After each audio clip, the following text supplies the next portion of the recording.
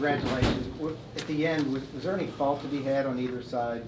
I mean, it was emotions on both sides. I know our guys, I did see they had the flag and guys were waving around and their guys charged us. So it was emotional on both sides. It can't happen. Rivalry games get heated, especially this one. It's the biggest one in the country. So we got to handle that better. It looked like Max got it in the face with pepper spray. Do you know who that was from? Was that?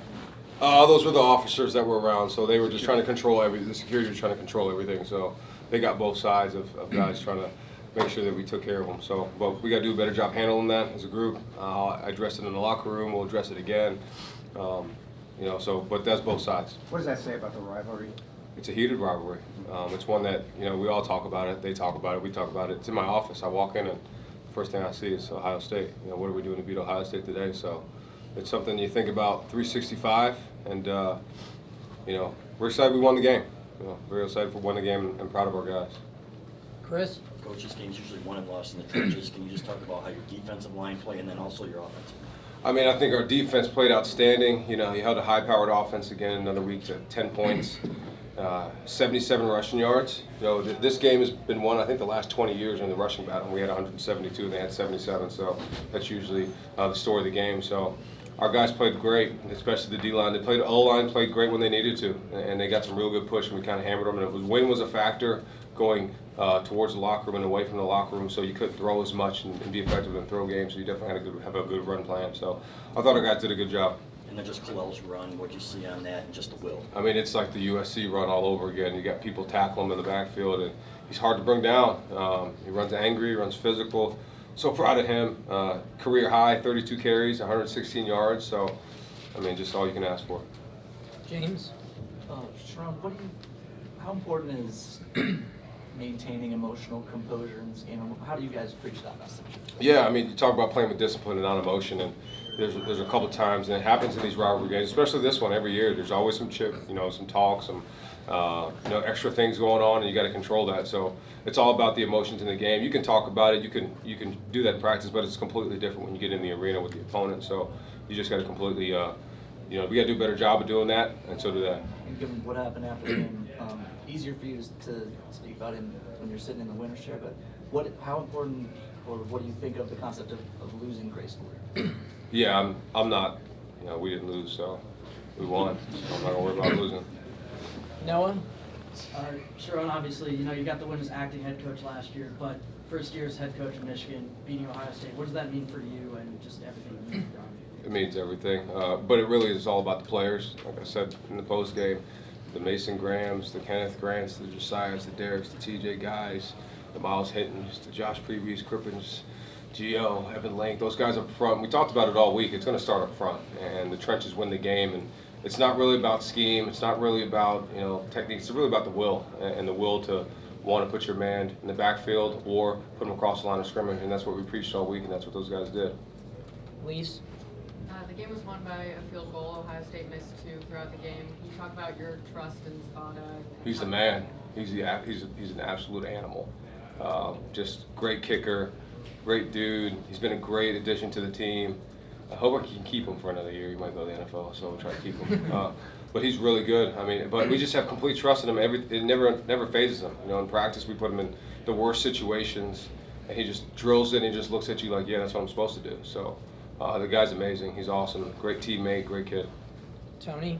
Sherrone, congratulations. We know that you guys, this week, you talked about how you always believe, despite what had happened this year. I wonder, was there a moment today where you could feel that Ohio State kind of believed, like, oh, we're not just going to run over them, and the fans, and I felt like there was a shift. They had a lot of momentum early. We just kind of went about our process of what we thought, and when we got it up in the fourth quarter, and I told everybody to listen to the sounds, and there was nothing. So we knew at 10-10 we had them, and that was the goal. We wanted to just keep on the ropes, keep fighting, and our guys did that. But it wasn't really about what anybody else thought. We didn't talk about belief. We just talked about trust in each other, trusting yourself, trusting what you can do, and go win the game. And then at the half, that touchdown right before the half really could have taken the momentum from you guys. How did you not let it? Play the next play, Fido. They've got really good players too. So we always talk about Fido, forget it and drive on. Big plays are going to happen. They're a good team, so that's what we did. Back right over here, Aaron.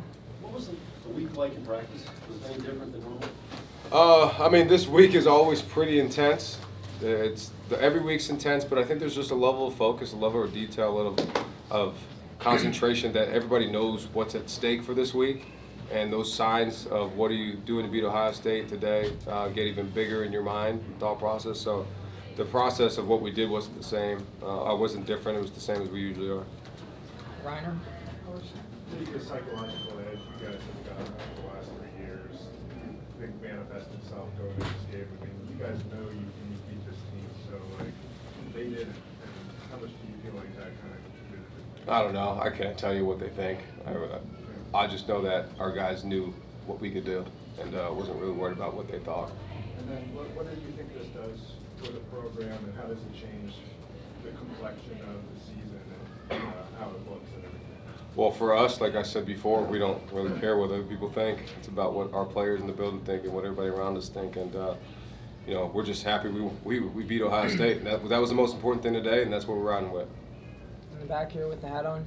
Sherrone, you talk about preparing for this game all year long, and then even the week up, you guys don't really change anything up. But are you instilling in your guys, hey, if we win, we win, we lose, it really doesn't matter? Are you kind of taking that approach, or are you really drilling into their heads, do not lose this game today? Yeah, I don't think we ever say just do not lose. We just talk about how to win and what we need to do to win. Never put the losing factor in your mind. And our guys never had the losing thought in their mind. They walked in the meeting room on Monday and they were as excited as anything. It was just like we were 11-0 because they knew the importance of the week and what it took. And you know, we worked 365 for this game, and that's how we're going to continue to approach it. We're never going to stop thinking about this game, regardless of who we're playing. That's no disrespect to the other opponent, but this game is the most important game of the year, and it always will be. Well, Joe. Sherrone, you touched upon it. You probably didn't pay attention to what people were saying, but Ohio State 3-touchdown favorite, and you guys had no chance theoretically. No chance. Yeah, theoretically, that's what people said. That's cool. Yeah. So, did you take note of that? What did you see in your team that you knew that they felt they had a chance? I didn't even know what, people talk about that. I had zero clue about any of that. Locked in the office and in Schembeckler Hall most of the time. I told, Ward told me I can't sleep there anymore, so I don't sleep there. But no, I was completely focused on our team and our coaches. That's it. That's the only thought process I had. I wasn't thinking about anything else. So just worry about winning the game, and that's we're just going to go about it like that. Do you kind of chuckle at the notion of no chance? Yeah. Waika. Sherrone, you talked about Mason a little bit earlier. He's showed up all season, did it again in a big way today. Can you just touch on this? Yeah, he's an absolute animal. I wish I could convince him to stay for another year, but we probably all know that's not going to happen. But you talk about an incredible kid, incredible player, a force, and gives you everything he has on every single play he's in the game. And he's going to be an outstanding pro. He's unbelievable. I love him, and I couldn't be more proud of him. John. You talked about the talk surrounding this game. 4 years ago, they were talking about hanging 100 on you in a single game. They haven't gotten there, added up over 4 years. Didn't know that. Talk about how Michigan's asserted itself in this series. I think just our mindset of how we attack it. We started really in 21 with Coach Harbaugh and putting it all over the building. It's a constant thought process, and how we practice, what we do when we practice, of thinking about this game, how we build our team, what we do, and it'll continue to be that way. We're going to continue to build this team, the foundation of who we are, this culture around winning this game, and that's what it's got to be about. Austin. You had a moment with Davis leaving the podium. Can you share what you said to him and just what this moment means? Yeah, he's talking about the pick, and I told him don't do that again. Don't talk about that again. He played so good. You talk about how much he moved our team down the field on third down. He was elite. He was really, really good. And the one pick was low, but we got to be in the right spot spacing-wise. So it's not all on Davis. People probably try to criticize him. I'm not going to read anything, but I can tell you this dude played his heart out for this team and gave everything he could for this team to be the quarterback and go win here. But nobody probably gave him a chance. Nobody gave him a chance in life. And he's where he is now is success in itself. Angelique. Sherrone, it seemed like Ohio State Ryan Day was trying all season to prove that their toughness this season. How much did you emphasize being out toughing this team today.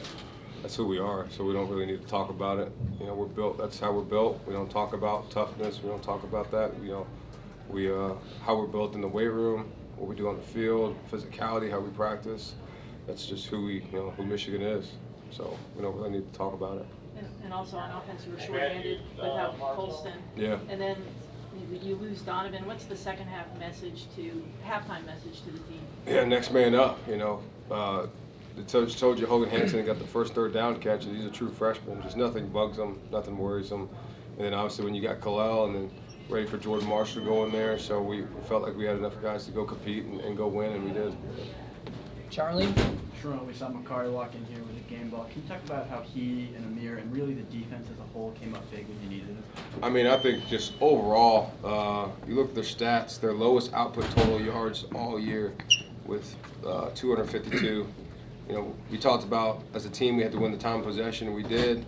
We possessed it 33 minutes, they did 26.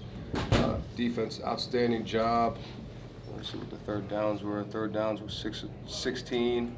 And I mean, it started off with stopping the run. You know, they had a hard time running the football. It's hard to move KG and Mason and Rayshawn and Trey Pierce and all those guys. You see every day in practice. So it started with that, and then zeroing in on their playmakers and doing things to slow them down, because you're not going to completely stop them. But I thought we did a great job of slowing them down. I'm going to go with two more, and then we're going to bring in Dom Zavada, so I'm going to go in the back right there. Coach, this is one of those rivalries where it's true in a one-game season. Where do you find the balance between the satisfaction of winning today and understanding that there were still missed opportunities earlier in the year? Yeah, we're just going to enjoy this moment, enjoy today, enjoy this game. We understand the ramifications of this game and how much it means to this program, the alumni, the university, and we know we just won in the horseshoe again. And our last question, Chris.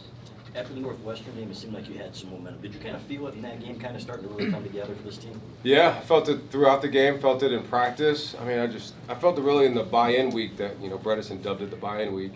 I just felt like the shift, the guys, they always practiced hard, they always practiced physical, the detail was really, really good, and I thought our coaches did a good job preparing them. So, but more importantly, our guys just played their tails off. It's all the credits to them.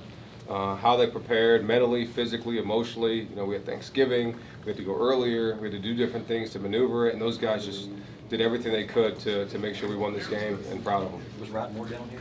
Rod was here. Okay. Yeah, Rod was here. Rod's a little wild on the sideline sometimes, but we love him. All right, thanks everyone. We're going to bring Appreciate in Kalel Mullins, Josiah Stewart, and Dominic Zavada. Oh, yeah.